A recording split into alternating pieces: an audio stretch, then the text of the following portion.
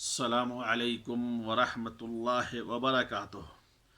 الحمدللہ وحدہ والصلاة والسلام علی من لا نبی بعدہ۔ باتیں چل رہی تھی سورۃ تکاثر کی تفسیر کی، اور ہم گزشتہ ویڈیو میں 2 آیت کی تفسیر پر گفتگو ہوئی تھی، اور تیسری آیت ہے کلا سوف تعلمون۔ اللہ تعالیٰ فرما رہا ہے کلا سوف تعلمون، ہرگز نہیں تم عنقریب معلوم کر لو گے۔ ثم کلا سوف تعلمون، ہرگز نہیں تمہیں جلد علم ہو جائے گا۔ یہاں اللہ تبارک اللہ تعالیٰ کہا، یعنی اس کا انجام جو تم نے غفلت برتا ہے، تکاثر میں اس میں جو غفلت برتے ہو، اس کا انجام تمہیں معلوم ہو جائے گا۔ یہاں اللہ تعالیٰ اسی لیے کہا ہے۔ اور پھر اللہ تعالیٰ کہا کلا لو تعلمون علم الیقین، ہرگز نہیں اگر تم یقینی طور پر جان لو، اس یقینی طور پر جان لو، یعنی آپ جو اس غفلت کا انجام جو تکاثر میں اپنے برتا ہے، اس طرح یقینی طور پر جان لو گے جس طرح دنیا میں کسی بھلی بھالی چیز کو دیکھی بھلی چیز کا آپ کو یقین ہے۔ تم یقیناً اس یقین کے ساتھ دیکھ لو گے تو تم یقیناً تفاخر یا تکاثر میں ہرگز غفلت نہیں برتو گے، یعنی تم مبتلا نہیں ہوگے تکاثر اور تفاخر میں۔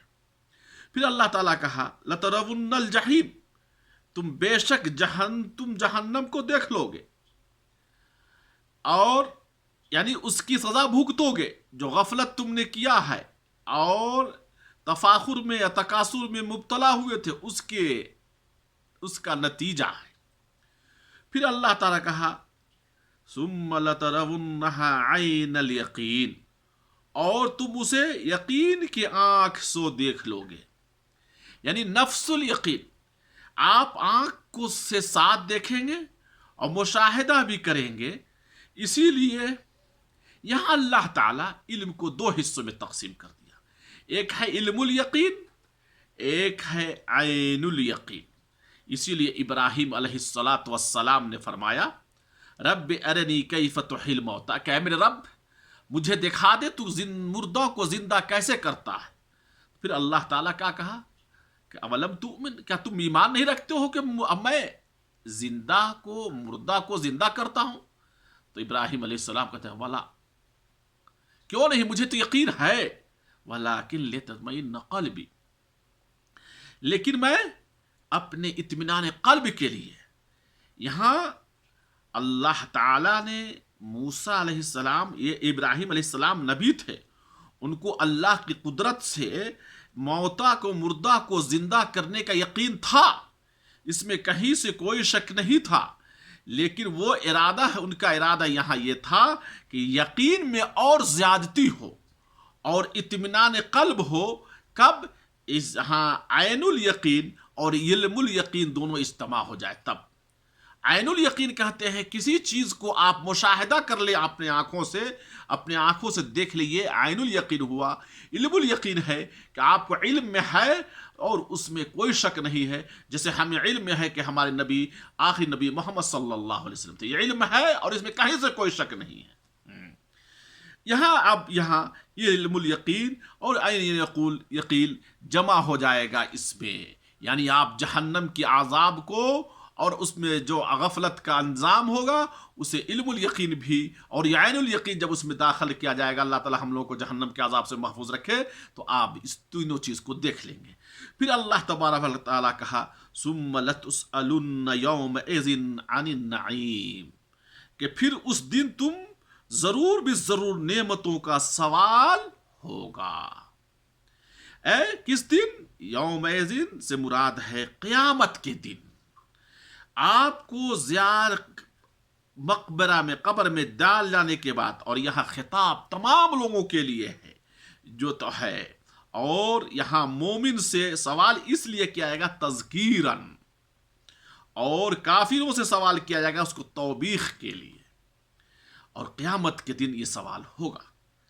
عن النعیم کا مطلب ہے ہر وہ نعمت جو اللہ تعالی آپ کو اس دنیا میں نوازا ہے، جس سے ہم فائدہ اٹھاتے ہیں، اور یہ دنیا میں کہ لذات مثلا کھانے پینے اوڑھنے صحت اب بدن ساری نعمتیں ہیں، ان ساری نعمتوں کا سوال اللہ تعالی قیامت کے دن کرے گا۔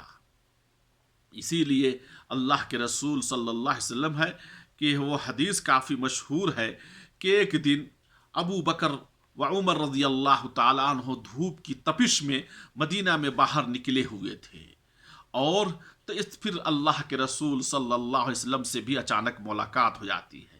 اللہ کے رسول صلی اللہ علیہ وسلم دونوں صحابی سے پوچھتے ہیں کہ ما اخرجکما من بیوتکما ھذہ الساعہ، کہ تم دونوں کو اس وقت دوپہر کے وقت میں کس چیز نے نکالا ہے اپنے گھروں سے؟ قال جو یا رسول اللہ، کہا یا اللہ کے رسول صلی اللہ علیہ وسلم بھوک۔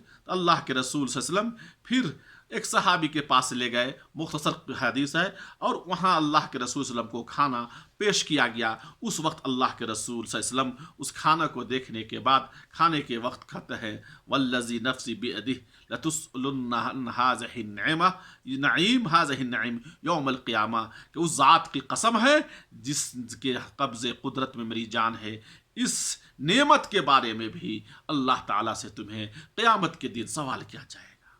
اور محترم، یہاں ہر چیز نعمت کے بارے میں سوال ہوگا کہ اس نعمت کو تم نے کہاں سے کمایا اور کہاں خرچ کیا۔ کہیں تو تم ناجائز جگہ سے کما کر ناجائز جگہ میں خرچ نہیں کیا، یا جائز جگہ سے کما کر ناجائز جگہوں پر خرچ نہیں کیا۔ اگر یہ اللہ کا شکر کرتے ہیں، اللہ کا یہ شکر ہے، تو آپ اگر اس کو اطاعت، اللہ کی اطاعت پر، اللہ کے فرما برداری میں خرچ کرتے ہیں تو ہمارے لیے خیر ہے، اور اگر اللہ کے کہ نافرمانی میں خرچ کرتے ہیں تو اللہ مستعان۔ میرے بہت بہتری دینی بھائیوں، اسی طرح سے یہی بات رکتی ہے، پھر اگلے ہفتے آگے کی گفتگو ہوگی، اس میں کچھ چیزیں باقی رہ گئی ہے۔ آخر میں دعا ہے کہ اللہ تبارک و تعالی ہمیں نعمت کو اچھی طرح خرچ کرنے کے لیے، اللہ کے راستے میں خرچ کرنے کی توفیق عطا فرمائے۔ وآخر دعوانا الحمدللہ رب العالمین۔